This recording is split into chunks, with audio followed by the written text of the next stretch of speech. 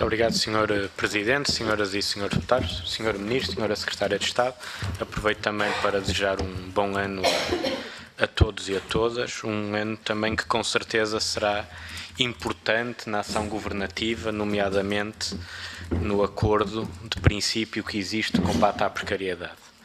É exatamente na questão da precariedade que começo esta minha primeira intervenção, porque ainda no ano de 2016, na última semana, o Jornal de Notícias noticiou, na verdade, um conjunto de denúncias sobre contratos ilegais e falta de contratos, ausência de contratos, num conjunto de instituições de ensino superior que, na verdade, utilizavam trabalho à borla para lecionar um conjunto de unidades curriculares.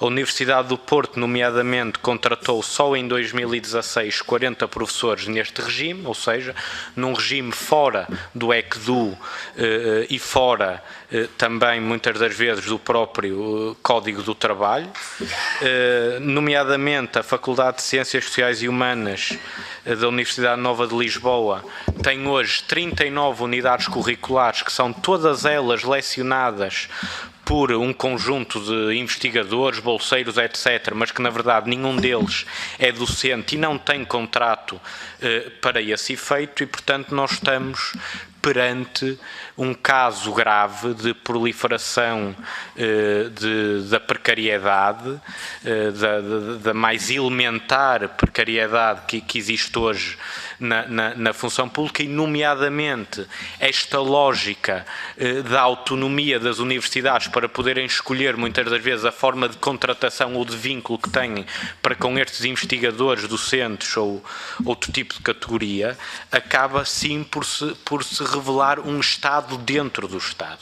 E é importante que não só este Ministério, mas também as instituições sejam responsabilizadas por este combate, principalmente quando existem denúncias. E após as denúncias, encontramos logo no dia a seguir um conjunto de declarações de vários responsáveis de universidades e também do Sr. Ministro. E dizia o Sr. Ministro que é normal que haja trabalho não remunerado nas instituições de ensino superior. E das duas uma, ou assumimos que queremos um ensino superior público onde admitamos e até incentivamos que é normal que haja trabalho não remunerado nas instituições de ensino superior e, portanto, temos pena, mas este Ministério está fora e longe da lógica do acordo que foi feito há um ano atrás, após as últimas eleições legislativas, ou então estamos com vontade de resolver estes casos claros de precariedade, casos esses que já foram denunciados na comunicação social e que merecem, antes de tudo, que o Ministério cumpra com a sua responsabilidade e haja sobre casos muito concretos. Nós já tivemos a oportunidade de investigar parte desses casos, o que até ajuda o Ministério a poder abrir e averiguar, abrir uma inspeção e averiguar parte destes problemas muito concretos que foram colocados nestas últimas notícias. Temos na FCSH um conjunto de procedimentos relativos a unidades curriculares oferecidas pelas unidades de investigação, ou seja, temos centros de investigação a pôr bolseiros a dar unidades curriculares, que é, na verdade, altamente ilegal. Temos também um conjunto de atas de vários organismos, de várias entidades do ensino superior, de instituições de ensino superior, com contratos ilegais e que, na verdade, usam bolsas para contratar docentes, não lhes dando esse contrato de docências. Temos também regulamentos de bolseiros de investigação que, na verdade, abrem concursos para tudo menos para bolsas de investigação. E, portanto, são alguns dos casos que nós em pouco tempo e agora durante este ano novo conseguimos juntar. Eu iria também pedir aos serviços que pudessem entregar parte destes casos ao Sr. Ministro e apelar a que haja uma resposta real a estes problemas de precariedade e que haja, nomeadamente, a abertura de uma inspeção sobre todas estas denúncias. Nós sabemos que em 2014 eram 176 os casos de professores não remunerados nas instituições de ensino superior. É possível que esse número tenha aumentado nos últimos anos. 40 só na Universidade do Porto o ano passado, 39 unidades curriculares na FCSH dada por bolseiros de doutoramento, de pós-doutoramento, tudo menos por docentes. E, portanto, se a lógica é um combate real à precariedade, podemos começar pelos casos que já foram denunciados ultimamente na comunicação social. Muito obrigado, Sr. Deputado. Passava agora a palavra ao Sr. Ministro. Muito obrigado, Sr. Presidente.